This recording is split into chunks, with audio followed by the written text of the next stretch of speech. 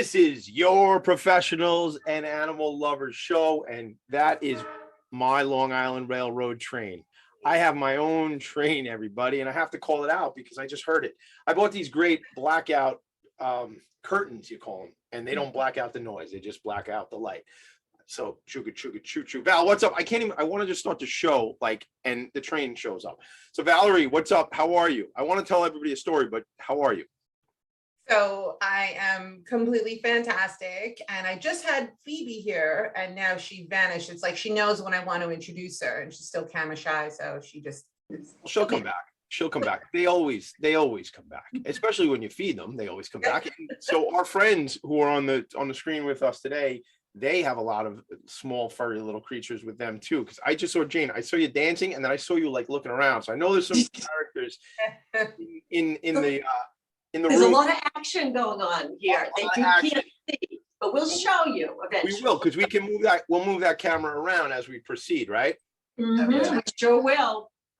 So speaking of trains, yes, we have a train here. This is our subway because we're in our New York City Billy Joel room. Do you see that? The inside of the subway. that's so cool. Can you see it? of course I can. And there's a cat on the top. Oh my God. Is this Can you see it? Yeah, I totally see it. Where is this is this where people get to visit in this room? Absolutely. Yeah, people can come into this room and just hang out with the cats and just find the right cat for them. Yeah. Oh my God. All right. I got to do a couple things because I just want you guys to tell. We'll tell you all about it. Let me do two quick things so we can get into this conversation. First thing I'll do is this. Hold on. Which one did I want to say? I wanted to say these words. Say some words, kid. Okay, I'll do it. We want to amplify the message that we believe the bond between animal lovers is incredibly strong. That's our mission here. We want to support each other in business and certainly in nonprofit, in rescues, and in support work that people are doing. We believe that as we build this compassionate network, everyone wins. Especially the animals. Yes, especially the animals. So I have one more thing I want to say to you. I believe the children are our future. Teach them well and let them lead the way. Show them all the beauty they possess inside. Give them a sense of pride to make it easier. Let the children's laughter. All right, I'm sorry, Whitney. I'm sorry. Valerie wrote this up the other day, and I knew I had to sing. Children love animals. I have children. Sometimes they act like animals. I'm not sure. Sometimes they differ from animals. And my wife would say that she has 5 children. Haha, we only have 4.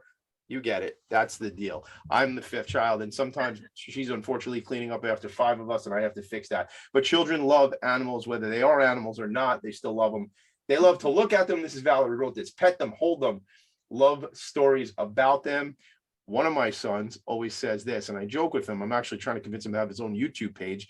He goes, I love your dog. I like your dog. I like your dog. And I think that would be a great YouTube page where he just goes up to people, stranger danger, right? Be careful. But it just goes up to people and interviews them about their dog. If he doesn't do it, I'll probably do it because I think it's a great idea. So if you want to steal the idea, whoever's out there listening, then it's yours. Just give us some credit at the Professionals and Animal Lovers show. All right. What happened here? I do that too, by the way. I just want to let you know. I like your dog. So maybe you and I could just do like a man or woman on the street thing where I like your dog, and then we just interview people. Let's talk about it. I know everyone's dog's names in my neighborhood. I do. You don't know theirs, right? You don't know theirs. No idea. We learn though. We learn. Oh, you're Turtle's mom. Yes, his mom. Yeah. Roscoe's father, right? Yeah. We learned from Dr. Greg DeFrancis, who was on this show a couple months back, that's actually not how we should do that. Just not that I'm gonna change the way we do things, but I kind of did. Kind of approach the person, the alpha, right? Make a connection, and then get told to talk to the dog. Val, you've changed your ways since he was on the show, right? Nope, not at all. No. Because dogs are so fun, and you want to say hi to the dog. People are fun. Long ingrained habit. But anyway, we have to talk about who we have on the show today. I want to do that. I want to say how we got to meet them. That's where we're going. Here's what we're gonna do. So I'm in a meeting with the nonprofit committee for the Queens Chamber of Commerce, and I'm talking to my friend Dr. Larry Grubler, who is the CEO of Transitional Services for New York, which is a mental health agency that I've been connected to for a long time in the 5 boroughs. And I say, yes, we get this other cool show. My friend Valerie and I are doing the show. It's about animals and advocacy. And he goes, oh, hold on a second. And long story short, he's connected to the North Shore Animal League, which nationally is a big name, right? However, it's about 7 miles from the attic where I'm standing right now. So right in my neighborhood, gang. So Jayne Vitale is here. Tommy Frisina, right? Did I say it right? Frisina. Tommy Frisina and Tommy DeMisa. We're in the attic. Valerie's here. Jayne's here. We're all here. There's cats, there's dogs, there's the whole thing. Let's dive right in. This is a 75-year-old organization. Val. Yeah, over 75. 75 years, right, Jayne? I want one more thing I want to say. I want you to tell me. 1944 was the inception. 1944. Valerie, Jayne, Tommy, listen to this. 1.1 million animals have been saved by this organization. Let's set that up. 75 years, 1.1 million animals. Jayne and Tommy, tell us the story about this organization, please. Yeah. So, since our inception, we've grown to be one of the largest rescue and adoption organizations in the world. And that has happened through the leadership of North Shore Animal League America, through our cutting edge programs that have been replicated throughout the country. And the organization is very proud of that, to be a leader in this rescue, in the rescue world. So our mission, I'm sorry, go ahead. Did you gonna say? I was just agreeing. I said yes, but I really want to tip my hat to you guys, because when I have gone there in the past, I lived in Port Washington when I was much younger, when I was young. Anyway, but Still are. Never lose that. the experiences were always positive. Like they welcome you in. They ask how we can help you. You know, are you looking to volunteer? Are you looking to foster? Are you looking to adopt? Do you know about this program? They really engage people, and that is such a difference maker, I think, in the success of the organization, because, you know, unfortunately, you can go into other, let's say, shelters or whatever, and you feel like you're annoying people, you know, just by being there. So I tip my hat to your organization, and I can't wait to get into the program. If you're going to tip your hat, you need to wear a hat. So when you come back from break, you need to wear a hat. You figure out whatever hat it is. Could be the closest hat you can grab. You must come back with a hat, or you're not allowed to come back. Figure it out. Figure it out. You can be well, we thank you. We thank you from our hearts, because we can't do it without people like you. I mean, being on this podcast and getting the word out, and through our donors and our generous supporters, our sponsors, our corporate sponsors, our private donors. It's all because of you and you know, the support that we are able to succeed in our mission, which is to rescue, nurture, adopt, and most recently, educate. And that's the department, that Tommy and I, that's us. It's the educational arm of North Shore Animal League America. Can I interrupt you for 1 second? Absolutely. Are you originally from this Long Island area? Are you from another part of the country? Because I think I could guess. I picked something up. Can you guess? Go ahead. I said, you know, Tommy, are you, could it be, is it possible you're from New England? Is it possible you're from a city where the Red Sox play baseball? Gee, what gave it away? No, because what's funny, when you called him Tommy, so here's the thing. Now, I had a friend, we were visiting my cousin Vinny. Yes, my cousin Vinny. We was visiting him. He was living in Chicago, and he had a friend out there, and his friend's sister was there, and she called me, yo, Tommy D, you're mad funny, yo. And I was like, oh my God. It's like, because that, so people think when I travel, sometimes they think we're from Boston. They go, oh, where are you guys from? Boston? I go, what? Like, you know, so you are from that, is that where you're from? I am born and raised. Yep. All right. And Cape Cod too. And But Cape yeah, Cod. New England. I picked it up. I heard it. I heard it a little bit. In her car, and she drove. In my car, yeah. It sneaks out, especially, you know what, I recently visited up there, and every time I visit, the dialect, I come back a little bit heavier, so my husband tells me. That's okay. I mean, I'm from New York, and every time, I mean, every single time I meet someone new, they're like, what part of New York are from? And I'm like, really? We have a friend. I have a friend that we network with, Dr. Dorothy Martin Neville, and she's from Southie, and she's got this accent. Oh, yeah, I'm from Dorchester. My family, my mother, the whole family's from Southie. Love that. Love it. Love that whole scene, man. I unique, love it. a unique geographical area in our country. Yeah, for sure. For sure. So Val, I know you want to ask more relevant questions, Valerie. Take it away. I wanted to just jump back to, so I know what we're going to get into is the humane education component of North Shore, but I really wanted to pay you guys another compliment. I went onto the website for North Shore Animal League, and animalleague.org, I believe is what it is. And there's an opportunity, a button that it says like get involved or something like that. And all of these options come up. One of them is social media volunteering, which I have been trying to suggest that to other organizations and places for a while now. Because in my mind, I'm sitting here going, there's so many people on social media. Everyone talks about the power of sharing, and it's free, you know? So I love, you guys are like ahead of so many, including myself. I'm sure you've had this program for longer than. We really do. I live by this philosophy as the social media person for the Mutt-i-grees curriculum. I think social media is a very positive impact, although it gets kind of a negative connotation with what it could do mentally to people, like with bad things, but it's great. With bullying, but like that aside, you get to share one picture of an animal, and then thousands of people see that animal needs a home, and that animal's 1,000 times more likely to find that home. Yeah, and it's a way to get involved. Yes. If you don't have the time to come and volunteer, or you don't have the means to donate, it's a really, Tommy said, a really powerful way to support and the need. And this is part of what we teach children, because the true definition of humane education is caring for oneself, caring for others, caring for your community, environmental stewardship, and media responsibility. And we know students have killed themselves because of things they have seen on social media and bullying.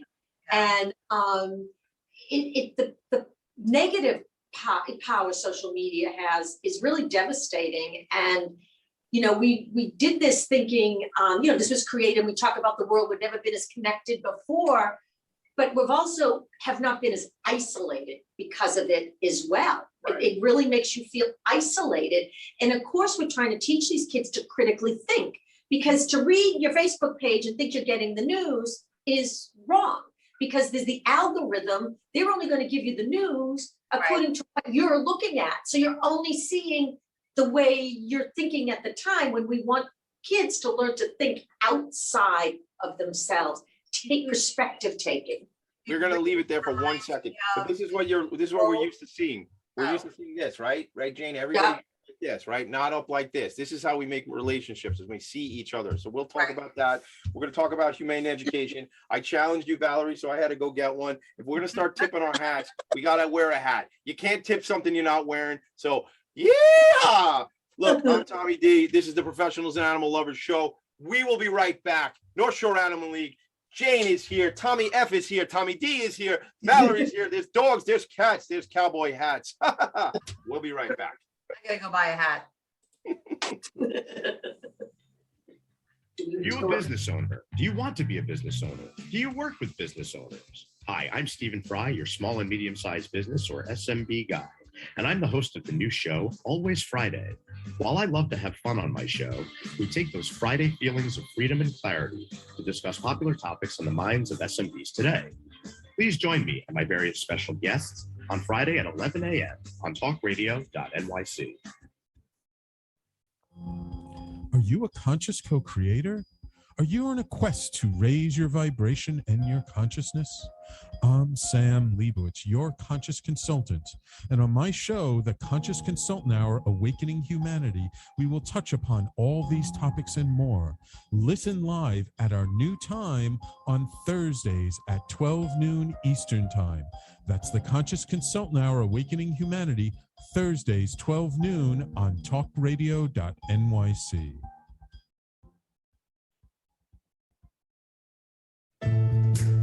Are Are you on edge? Hey, we live in challenging, edgy times, so let's lean in. I'm Sandra Bargman, the host of The Edge of Every Day, which airs each Monday at 7 p.m. Eastern Time on talkradio.nyc. Tune in live with me and my friends and colleagues as we share stories and perspectives about pushing boundaries and exploring our rough edges. That's The Edge of Every Day on Mondays at 7 p.m. Eastern Time on talkradio.nyc. You're listening to Talk Radio NYC. Uplift, educate, empower.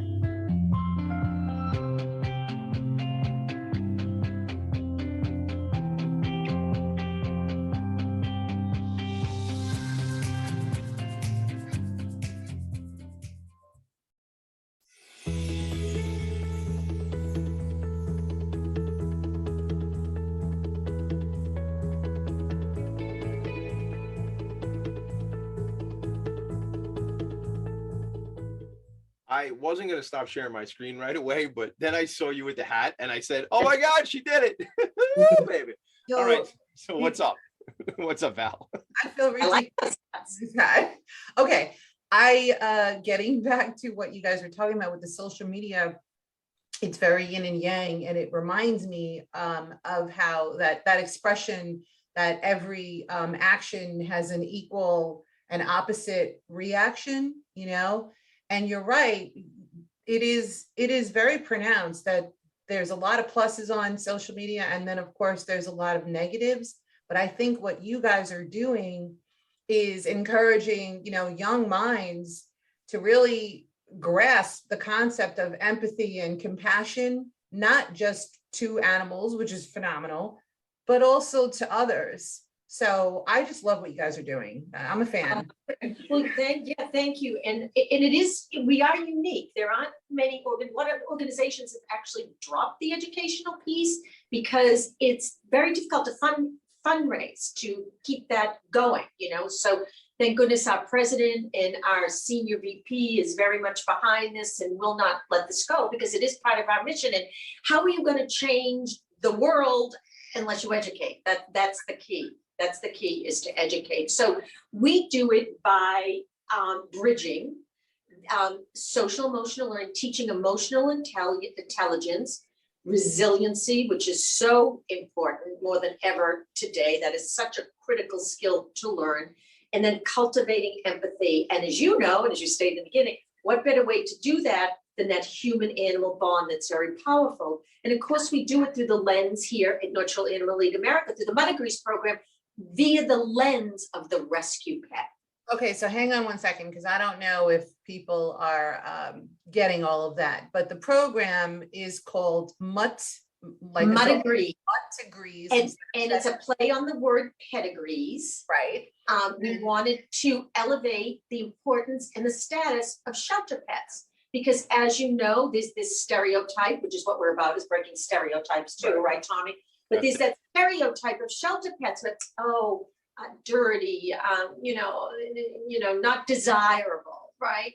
And we wanted, and what makes a pedigree desirable? Well, pure, people think pure bloodline and putting a monetary value on a non-human creature. That does not give somebody more value than someone from a mixed breed, like all of us, right? We're all mixed. We look around, we're all diverse to embrace diversity. Like as human beings, we're all mutts for the most part. I mean, we're all animals. Right. And the only ones who aren't mutts are like, the royal family, maybe over in England. That's right. And are they any, is anybody?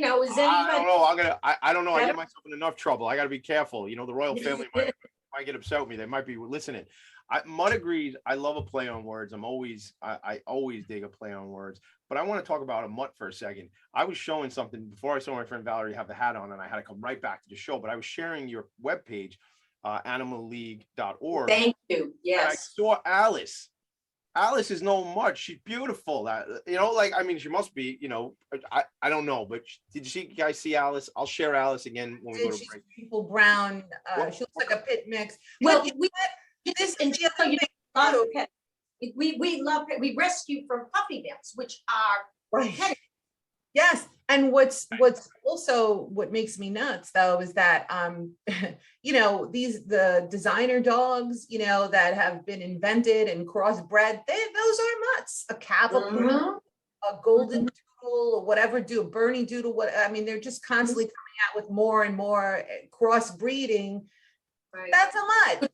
Which tends to cause more and more medical challenges. But let me ask you a couple of questions, because what I'm super curious about, because I always, Tommy and I met through networking for business, but our minds function very similarly. We want to understand how we can potentially help you guys. So what does the program look like? Like, are you getting into schools? Are schools coming to you at North Shore? Are there, how does a child, I saw you have children ambassadors all over the country and some now around the world. Like, that's so exciting to me. If I was a kid, I would want to be a child ambassador. How does that happen? What does it look like?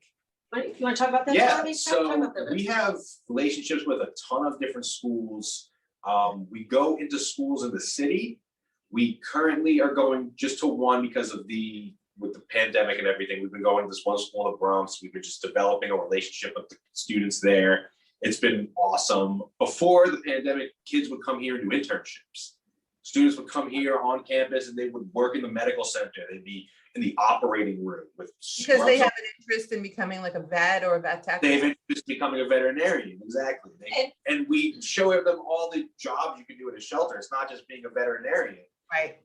There's the ability, like what we do. We're in the office and we're working to help these animals as well. And we show them all these career opportunities they have and show them that it doesn't just end with loving animals, it just end with being a doctor for animals. And what we do is, and the population that we work with children who have gone through the court system or are going through the court system. We give opportunities right now. We've formed a partnership with the Helen Keller Institute in Port Washington. And these young adults that are coming, they're students, and they come and they're visually impaired, hearing impaired, and we connect them with animals that are the same. The woman that came in who is, I was talking to one of the students this morning, actually, Alicia is her name. She's blind. And I asked her what was one of the things that she loved most about volunteering here. And she said, I loved working with the cat that was blind and deaf because she could relate to that cat. And that was a beautiful thing. Oh, I would be hysterical. I would cry. And I'll tell you, we bring autistic children. Oh, sorry. Yeah, so just real quick, I just want, because it's important that, because the organization really takes a stand in supporting people that have challenges wouldn't have opportunity. Usually people that are, the students that are autistic have that challenge of being artistic, they usually would get jobs or internships, and even at the Helen Keller Institute, like in a store stocking shelves, in the basement of a hotel doing laundry. Here, we're connecting them and having them be responsible for living creatures. And they relate, they connect. It makes, they're no longer a person with a problem or a challenge. Now they're a trusted caretaker. They become the teacher. And who's going to take better care of those animals than someone who can empathize with that plight? And Exactly. It reminds me so much of remember those books, the Chicken Soup for the Soul books? Yeah. They ended up being So relevant. of them. But anyway, one of the stories, and I'll just never forget it. There was this young boy, and he unfortunately, they were depicting a pet store. Nobody knew back then what we know now about, pet stores and puppy mill puppies. But he went into the store and he picked out this puppy that he wanted. And the store owner tried to discourage him from that puppy. And the kid was like, why? I want this one. And the store owner said, well, that one's broken. There's something wrong with it. And it had a limp. And the kid insisted on getting the puppy. And then the pet store owner noticed that the kid had a limp. He was limping out of, the store. And this stuff just crushes me. I what's happening is beautiful. And it's life changing, I feel, because this is not a temporary thing. It's not like a summer job, you know what I mean? Where maybe you're scooping some ice cream and then you make some money and you move on. this is bringing out the best in children. I love it. Oh, Right. It certainly is changing. I have a quick question. I got to jump in on a couple first. First thing is, Jayne, my friend Amy Fleischer is checking in on Facebook and she says hello. Are you guys friends? Oh my goodness, that's a blast from the past. She's a buddy of mine and she's checking in on Facebook, and you know, we're friends through nonprofits and whatnot, and she's saying hello. So I just wanted to make sure. I like to do blasts from the past. I didn't expect that. I thought maybe you guys have spoken recently, so that's even more fun. Oh my gosh, please tell her hello. Hello. You just did. She's listening. You just did. We go back, we go way back. Well, I was young when I knew Amy. we were all young. We're all young at heart. Just among the very young at heart. I just can't help myself. I mean, when I hear myself sing, I feel like a crooner, like Harry Connick or myself. Regular Sinatra. yeah. I did it my way. All right, so another guy checking in. A guy called Hef is checking in. He says, "Hey T and V, great show. Hey Hef, what's going on, kid?" That's Dr. Barry Heffron. That's Valerie's other half. So what's up, Hef? My question was really going to be, how young can the children get involved? Because I know, I do a lot of work with nonprofits, and at times there's a limitation on, well, it's got to be 16 or got to be, 14 or whatever. Is there a similar situation in your guys' world as well? There is, and Tommy and I get around that. So you can volunteer at Nursery and League America, but you have to be 18 to volunteer. But through the Mutt-i-grees curriculum, as Tommy had mentioned, we develop on-site internship programs where kids go behind the scenes and grooming and the operating room and medical and pet behavior. They could work in social media. They may do administrative. They'll work out on the adoption floor. So that is one way we get around it. And then we also do, we do the internships and then the ambassadors, right? So the ambassador program, which was a national ambassador program, as Tommy talked about earlier, we're really happy. This is the first year it is a global ambassador program. Awesome. And that's where schools, educators, you could be in a school, you could be in a library, a youth organization. We don't, any youth play, with this youth, we will have an ambassador if there is interest. So an educator in that space will sponsor a student to raise awareness for shelter pets, to be an advocate in their community. And the whole point of this program is to show that no matter your age, you can make positive change happen in your community. And they connect with their local shelter. So this year we are in Bosnia. We have 2 ambassadors in Bosnia. We have 1 ambassador in Croatia. And we have our youngest ambassador ever, who is in Morocco, 4-year-old Selma, who is doing amazing, amazing things. Now, a 4-year-old, that's young, right? That's young. And he's like, well, of course she couldn't do it without the incredible support. And she has it of her mother. So it's a wonderful way to get parents involved. But Selma is really out there with her mom, who's part of the local shelter. We did 3 rescues with them from Morocco, bringing animals back here. She's being part of their, spay and release program. She fosters, and of course, this is through the guidance of an adult when they are that young. But then we have high school students that have done incredible things from Arkansas to LA. And as Tommy said, we used to travel a lot. I mean, I've been with the program quite a while, and before Tommy, I've been with the program a lot.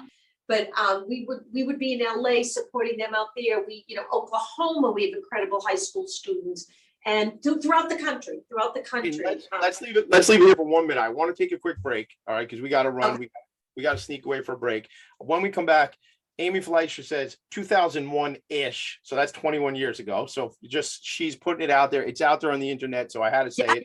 You also, this is a part of the world that's very important to me, the intellectually and developmentally disabled. I want to talk about that because Amy's question is, what sort of programs, if any, does the Animal League have for those individuals? Hold that thought. We're going to be right back. This is the Professionals and Animal Lovers Show. We're here every Wednesday live at 2 p.m. and then on all the places you find your podcast shows. We'll be right back, pals. Yay!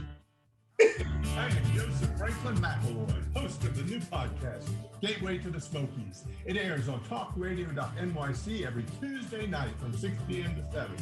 Every episode is dedicated to memorable experiences in the Great Smoky Mountains National Park and surrounding areas. This show features experts and locals who will expound upon the richness of culture, history, and adventure that awaits you in the Smokies. Tune in every Tuesday from 6 p.m. to 7 on talkradio.nyc. Are you passionate about the conversation around racism? Hi, I'm Reverend Dr. TLC, host of the Dismantle Racism Show, which airs every Thursday at 11 a.m. Eastern on talkradio.nyc. Join me and my amazing guests as we discuss ways to uncover, dismantle, and eradicate racism. That's Thursdays at 11 o'clock a.m. on talkradio.nyc. Are you a small business trying to navigate the COVID-19 related employment laws? Hello, I'm Eric Sauver, employment law, business law attorney, and host of the new radio show, Employment Law Today. On my show, we'll have guests to discuss the common employment law challenges business owners are facing during these trying times. Tune in on Tuesday evenings from 5 p.m. to 6 p.m. Eastern Time on talkradio.nyc. You're listening to Talk Radio NYC at www.talkradio.nyc, now broadcasting 24 hours a day.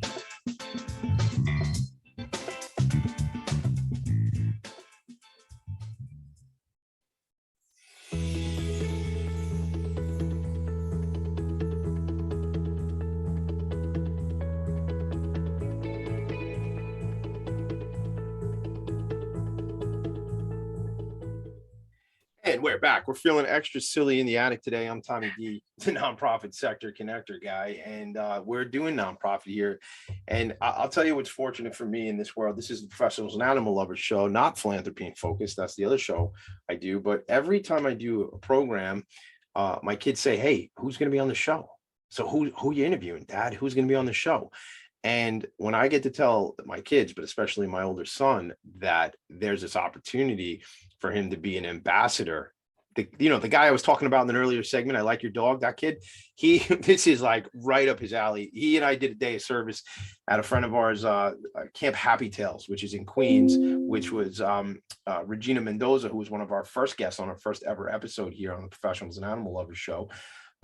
We went out and we had an incredible day in the backyard working with the dogs, and that's a really special place. So I'm just jazzed to be able to have him hear this story later on, and all the other kids hear these stories. I mean, I'm looking at this, 3 million children have been impacted and educated through the Mutt-i-grees program. Is that right?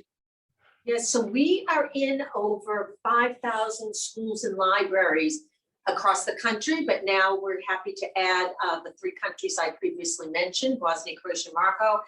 And we're reaching a lot of kids. And because of COVID, one of the things that Tommy and I developed was virtual programs. So a lot of schools will do virtual shelter tours, which not just the kids love it, the educators love it. And of course that ties directly into STEAM. So we do virtual read-alouds. Right now we have a challenge. We host webinars for educators. We invite authors to read their stories to kids across the country. And now we just developed a new program. We have a challenge. We want kids to write their own stories and host one of our read-alouds to kids across, well, now the globe, because we do have kids. We had one of our read-alouds, South Korea tuned in.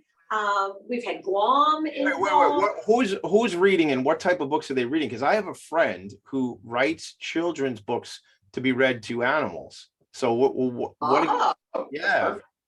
Introduce us. I'll have to introduce you to her. Valerie, this is Tommy and Jayne. Hi. That's her with the black hat on. He does that. He does that to me. He does that to people. You just have to prepare yourself. You never know what you're going to get with Tommy D. I have written, yes. So, but however, I'm in the process of getting them published. But my goal, this was really started, I'll be brief, but I know an executive director of another local animal rescue, and unfortunately he lost his lease in the Source Mall, and it was a really big heartbreaking situation because he was scrambling to find a place to relocate to, and we all tried, and the landlords wouldn't renegotiate the lease. But he had a program that I learned about through a bartender from California Pizza Kitchen, because I love their barbecue chicken salad. Anyway, the bartender told me he was so upset because he had an autistic child, and they had a reading program where children, they go and they'll pick whatever book is on the shelf, and it's a normal book, like, Dr. Seuss or whatever children's books are there. It was one of the only times that his predominantly non-verbal child would engage verbally, because they're so comfortable reading to animals. So anyway, that just triggered we work with the Viscardi Center, Abilities Inc., and we bring the students in to read to the animals, even for internships. That was another group. And Tommy, talk about that spectrum. We have Spectrum come in, and they're right by you. They're right by you in Port yeah, right by us. They work with us all the time. They volunteer with us. They're ambassadors. Tommy, explain who they are, because you and I know, but explain who Spectrum is and what they do. So Spectrum is a company that employs autistic children and young adults to do. They have a laundry company. They have they make candy toy. They make like gift baskets, snacks. Yeah. They're at 1-800 Flowers. You can get their little gift packets. We toured there. The kitchen is unbelievable. It's right? an unbelievable place. Yeah, and the kids are unbelievable. They're a wonderful partner. Again, they come, and as you had said, life changing. Yeah. For them. So let me ask you a question. So getting back to, I'm just curious I'm trying to think like who we could maybe connect you to that we know in our network that would help you expand the program or get it into another school. Like, is it school administrators, or like how'd you get into Morocco? Like, how does this stuff happen? Yeah. Knock, knock, knock. Okay. That's how it it was really grassroots when it started back in 2010. I joined in 2011, and it was really, I got in my car with a knapsack and a book and a puppet and started knocking on doors. And that's how it not just me and my colleague as well. That's how we did it, in the beginning. And then it just one by one, it started to grow. And I come from actually an entertainment background, a sponsorship, which Amy knows. And I did a lot of experiential programming, and that's what I applied to this, because this is a curriculum from pre-K to 12. And it's free. Everything is free, all the resources online at Mutt-i-grees.org. But I really love the experiential piece in developing programs where the kids are immersed in learning. You're not teaching at them, right? They're immersed in learning. Yes. So actually, we developed a program with the New York City Chancellor, Carmen Farina, who was the chancellor at the time, where we placed rescue pets in school all day, every day. We have now about over 60 dogs in New York City schools. In Arizona, we have about 40 dogs. Wow. We have in LA and then a few other states, upstate in Westchester, we have a couple of dogs as well. And we developed this program to break the stereotype of, we don't like to call them therapy dogs, right? A therapy dog is about the handler and the dog going in and making a person feel good. We were like, no, not that. We need to change this. We need to make it a 360 experience that not just benefits the human, but is benefiting the dog as well. And it's not a therapy dog. This is your pet partner. It's your canine companion that they are in school with every day, and they're working with the children. And each school works in different ways. It depends on the needs of the population of the school. But we go in and we say, forget about the program. Who here has always wanted to adopt a dog, but has stopped themselves because they're at work all day? Oh, so boy. We at Nurture Animal League America, we behaviorally evaluate the dogs and we match them so it's good for the school that they're in the right population, and then at home. And as you said in the very beginning, Nurture Animal League America is very diligent in the interview process to make sure it's a forever match in a loving, responsible home. Yeah, no, you guys are terrific. I remember when a friend of mine adopted through you, and they did the home visit to make sure that they were home when they said. No, the surprise, I work here and they do it. The standards are fantastic. And so hypothetically, let's make pretend that I lived over there by Nassau County and I had, I don't know, let's say I had 4 kids and one of them might want to become, a child ambassador. How does that happen? What does that look like? So the school, right? Yes, you go through the school. You get this child as a sponsor. One of their teachers, social worker, an educator in the school sponsors a child. Signs them up on our website. We do it every year. There's new ambassadors every school year. And then that's it. You sign up on our website for it and you get accepted and your school gets a $500 grant. Ooh, and then what?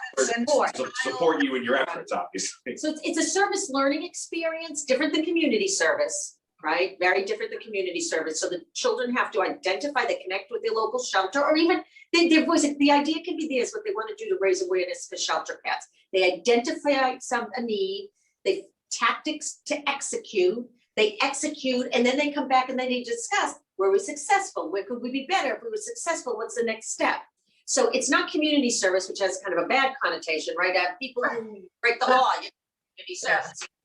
Or it's the kid who brings a bag lunch to a homeless shelter, they drop the bag off. They know they did something good, but they walk, well, what did that all mean? Why did they do it? What's the impact?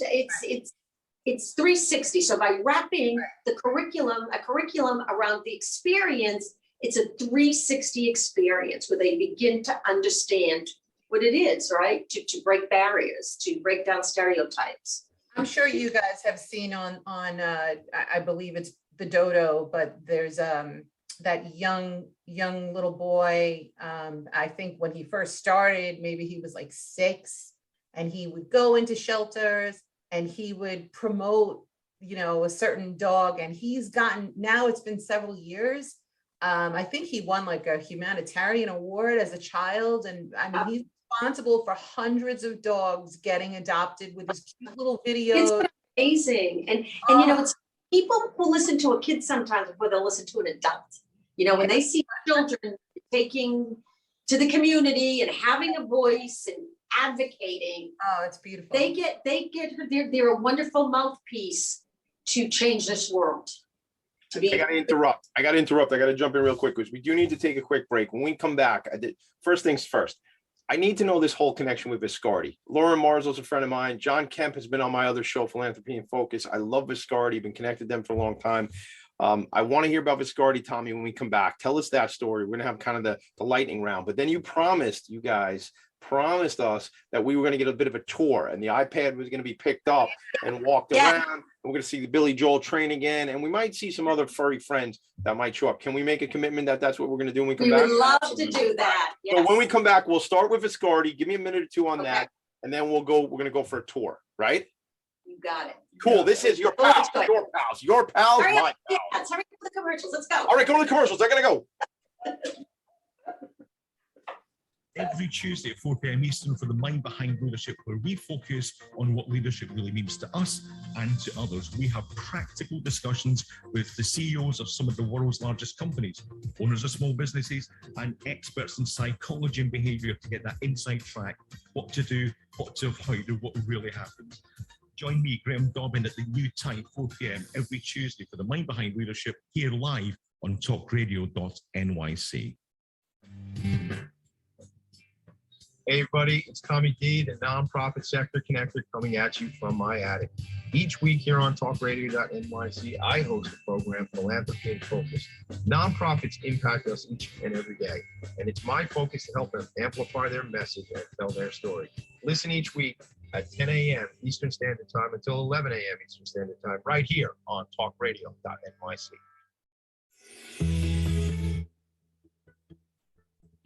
Calling all pet lovers. Pet Avengers, assemble!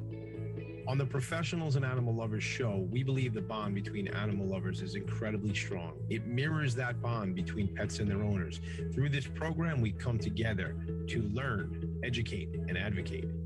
Join us live every Wednesday at 2 p.m. at talkradio.nyc. You're listening to Talk Radio NYC at www.talkradio.nyc. Now broadcasting 24 hours a day.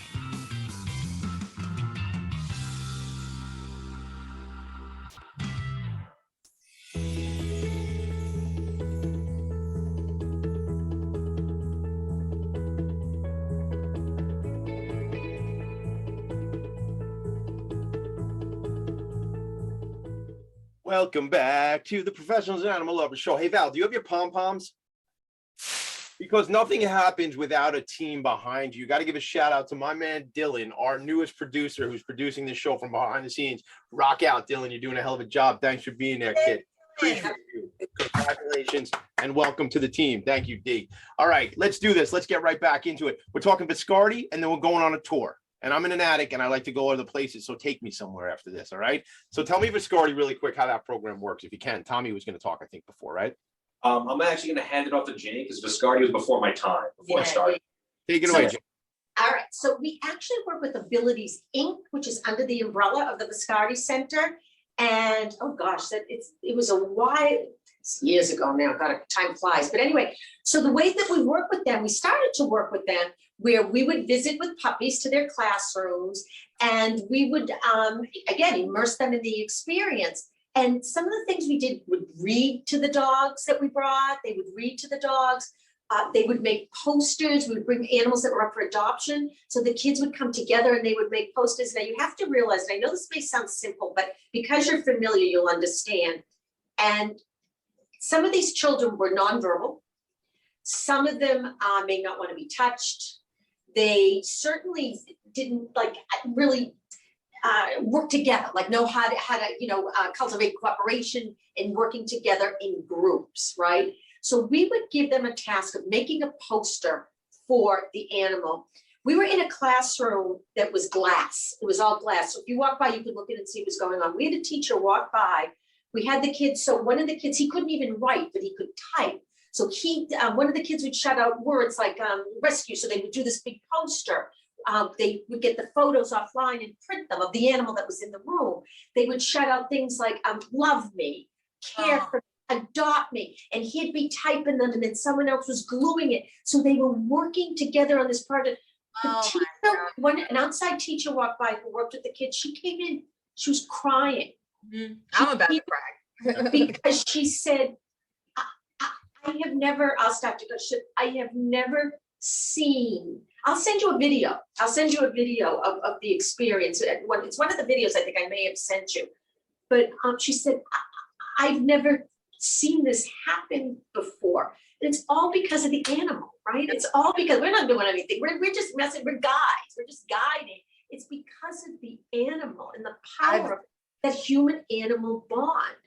I've said it before, animals are magical. And they bring out there's a magic component you can't explain, and that's the best piece of the whole thing. There's science behind it, but I like that. I always say there's that magical piece. And we developed this relationship where also some of the older kids from Abilities were in high schools throughout the area. So we would visit them off campus as well in their classroom. And then we developed a program, an internship program, where they came on site and they worked. We would throw them, and some of these kids were tough. Some of the kids have been through the court system. Some of them kind of have come, a background that is challenging, a socioeconomic background in parts where maybe even gangs. Some of these kids were part of, you had to, trying to break away from that. They came in. Some of these kids were really tough, and I'll never forget this one guy. And he came into my office because they would meet in our office, and he came in, with the wall, right? The brick wall all around him for protection. And we just threw scrubs at him. Said, go put these on. You're going in the operating room. Wow. Jayne, hold that story. Tommy, let's walk around. I don't want to run out of time. Walk us around. Jayne, you can keep telling us. Yeah. So go ahead. Yeah. I love looking at you guys, but I want to see animals. Life changing. That's just the point. These kids, could he have ever imagined himself with scrubs in an operating room? No, and you just told him you're going to be a tough guy. Get in there and let's be tough and take care of you. And he pulled down his mask with a smile, ear to ear, when I went to check on him. All right, so check this room out. This room is modeled after New York City. So we have a Brooklyn Bridge replica right here. Cool. And at the end of the Brooklyn Bridge, there's a cat just hanging out, doing his thing. We have these little cubbies here for you to burrow into. Oh, hey, I love those. Those are the containers, the cat houses from Shark Tank. I remember when they got that deal. Are they? Yeah. They came up with stackable. Yeah, that's another one right there. That I forgot the name. So this is beyond That's it. this is where the cats get to roam free in these gorgeous rooms, and people can come in and actually sit and bond with the cats when they're thinking about adopting a kitty or a senior cat. And our adoptions, and I don't know the actual number, but and I forgive me for that, but our adoptions have increased dramatically with cats, because as you know, cats are always a little bit harder to get adopted than dogs. And also there's a lot more cats, right? Because and there's a lot of poor cats that are feral. And we have a big new program of trap and release where we support rescue groups locally. But this facility, you want to take a little bit of a walk real quick? There's the Empire State Building right here. Yeah. So it's all cat. Turn off your camera, Val. Turn off your camera, so we'll just have them on the feed for now. So come follow us. So come on over here. This is the Rachel Ray room. Look at this guy here. That's so cute. Oh, I love the orange cats. I don't have them. Oh, I love the marmalade. Yeah. And over here, this is our nursery. Oh, and you know what, Jayne, you know, to you again, to your guys' credit, like this is so much more inviting and uplifting. There's a lot of places that have cats in individual cages. They're caged. That's right. And cats cannot, well, to your point, that's exactly why this facility was built. There's actually an operating room here, a grooming facility.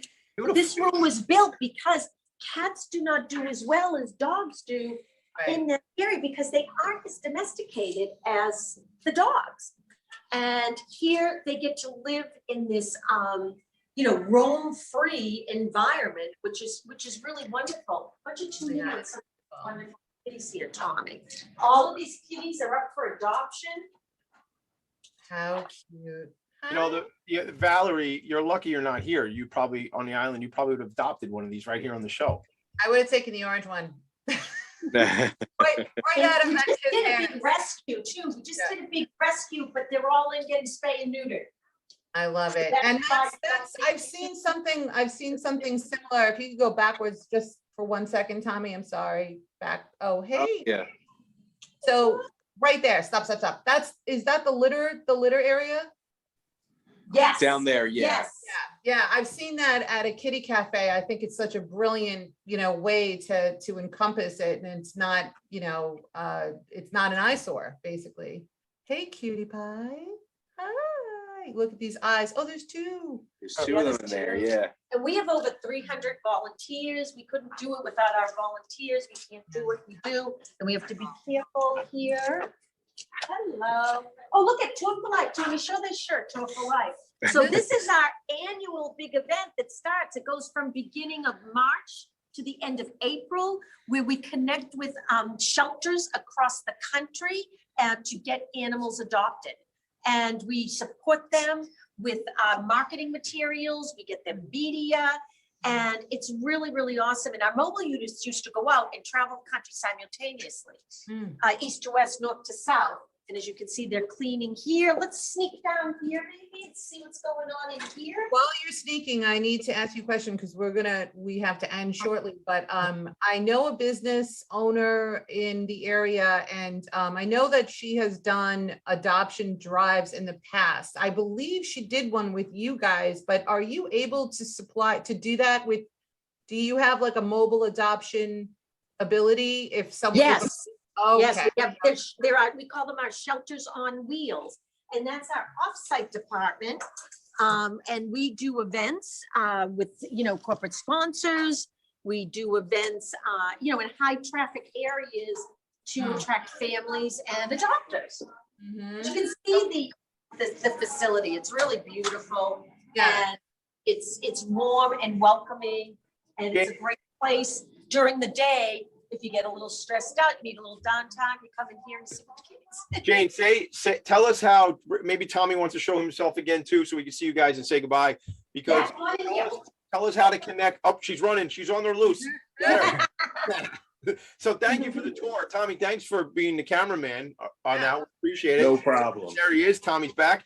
So you guys say goodbye. Tell us where to find you, and then we're running out of time. We're already out of time. So tell us where. Okay, all right, so really quick. animalleagueamerica.org to learn about all the wonderful programs at North Shore Animal League America, of which we are one.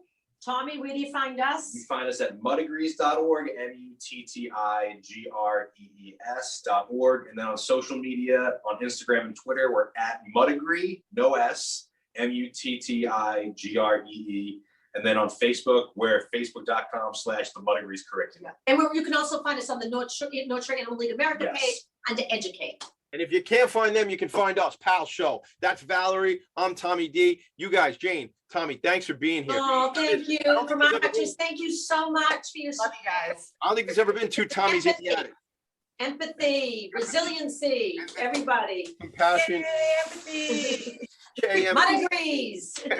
Hold those. Adopt. You're gonna need those pom-poms again. Here we go. We close the show every time. Thanks again, Dylan, for a great job. We close the show every week like this. The greatness of a nation and its moral progress can be judged by the way its animals are treated. And that's from Gandhi for y'all. All right.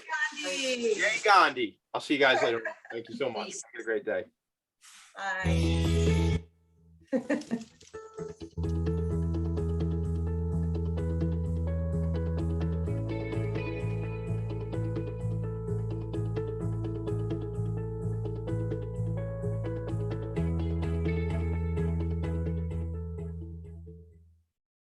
You're listening to Talk Radio NYC. Uplift, educate, empower.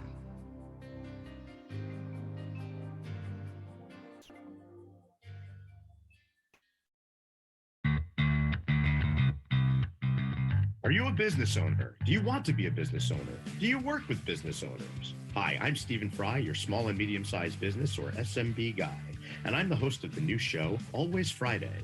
While I love to have fun on my show, we take those Friday feelings of freedom and clarity to discuss popular topics on the minds of SMBs today. Please join me and my various special guests on Friday at 11 a.m. on talkradio.nyc. Are you on edge? Hey, we live in challenging, edgy times, so let's lean in. I'm Sandra Bargeman, the host of The Edge of Every Day, which airs each Monday at 7 p.m. Eastern Time on talkradio.nyc. Tune in live with me and my friends and colleagues as we share stories and perspectives about pushing boundaries and exploring our rough edges. That's The Edge of Every Day on Mondays at 7 p.m. Eastern Time on talkradio.nyc. Do you feel uninformed about menopause and how it impacts on your life? Hi, I'm Pat Duckworth, women's health strategist and host of the Hot Women Rock radio show, empowering women leaders at menopause.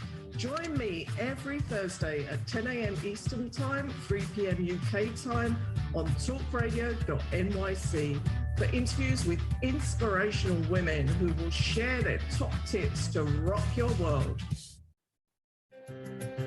In a post-COVID world, you may have many unanswered questions regarding your health. Are you looking to live a healthier lifestyle? Do you have a desire to learn more about mental health and enhance your quality of life? Or do you just want to participate in self-understanding and awareness? I'm Frank R. Harrison, host of Frank About Health, and each Thursday, I will tackle these questions and work to enlighten you. Tune in every Thursday at 5 p.m. on talkradio.nyc, and I will be frank about health to advocate for all of us. Howdy, I am Joseph Franklin McElroy, host of the new podcast, Gateway to the Smokies. It airs on talkradio.nyc every Tuesday night from 6 p.m. to 7. Every episode is dedicated to memorable experiences in the Great Smoky Mountains National Park and surrounding areas. This show features experts and locals who will expound upon the richness of culture, history, and adventure that awaits you in the Smokies. Tune in every Tuesday from 6 p.m. to 7 on talkradio.nyc.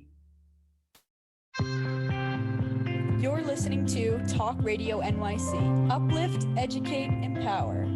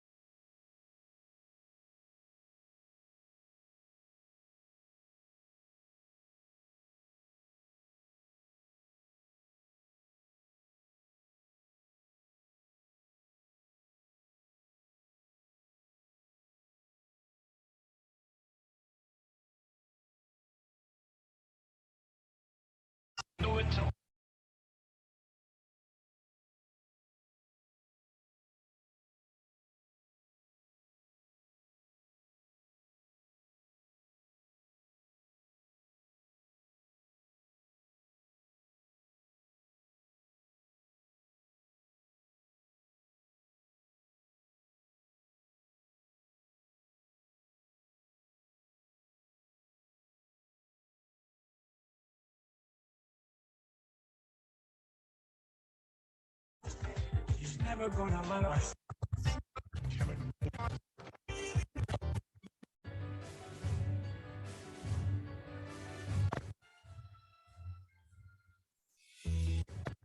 This way before. Now for the live shows. Professionals serving community.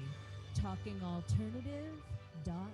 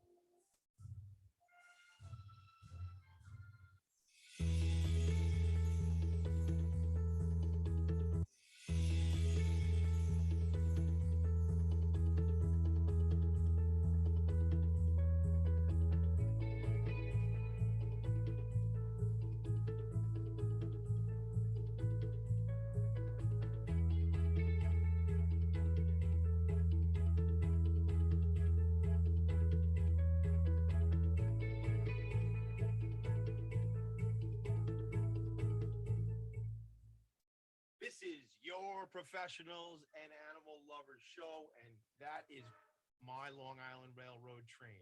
I have my own train, everybody, and I think he interviews them about their dog. If he doesn't do it, We really do. I live by this philosophy as the social media person for the Mutt-i-grees curriculum. Is I think social media is a very positive.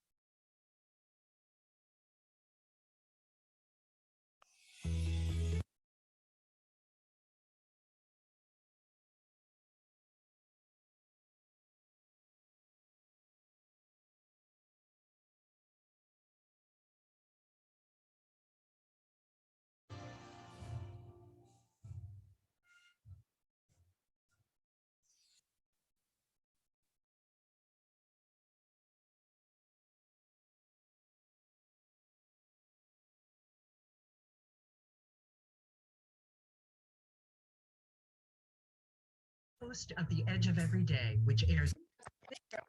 I did it, Mom. Frank about health, and each Thursday. It airs on talkradio.nyc every Tuesday night from 6 p.m. to 7. Every episode is dedicated to memorable experiences in the Great Smoky Mountains National Park and surrounding areas.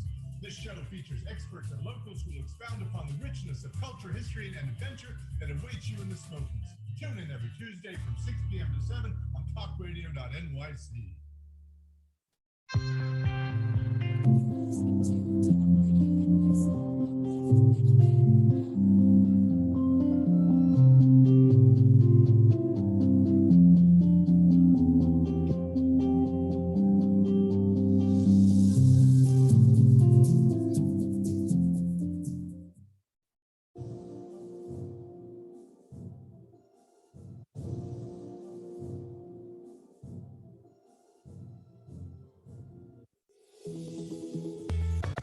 Oh my God. Is this like, yeah, I can't even.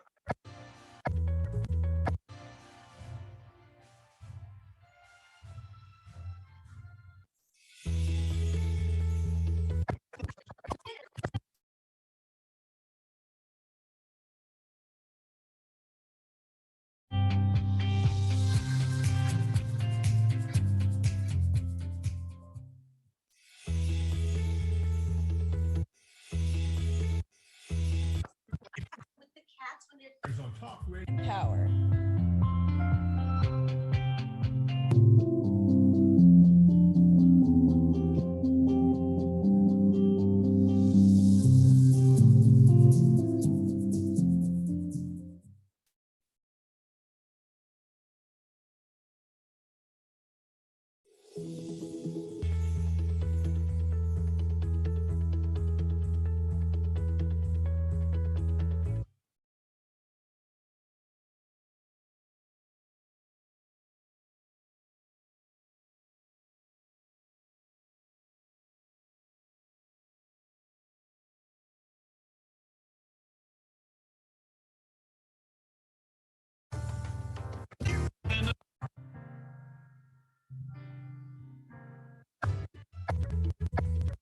what's up?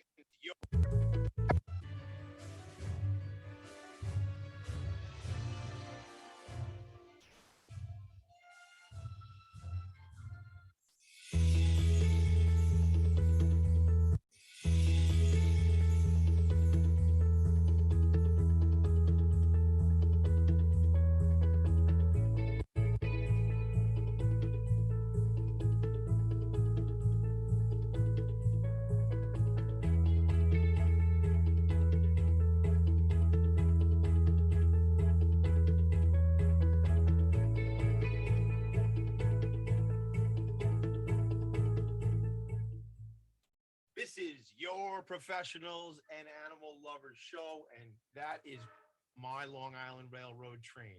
I have my own train, everybody, and I have to call it out because I just heard it. I bought these great blackout curtains, you call them, and they don't black out the noise. They just black out the light. So, choo choo. Val, what's up? I want to just start the show, and the train shows up. So, Valerie, what's up? How are you? I want to tell everybody a story, but how are you? So I am completely fantastic. And I just had Phoebe here and now she vanished. It's like she knows when I want to introduce her and she's still camera shy. So she just, She'll come back. She'll come back. They always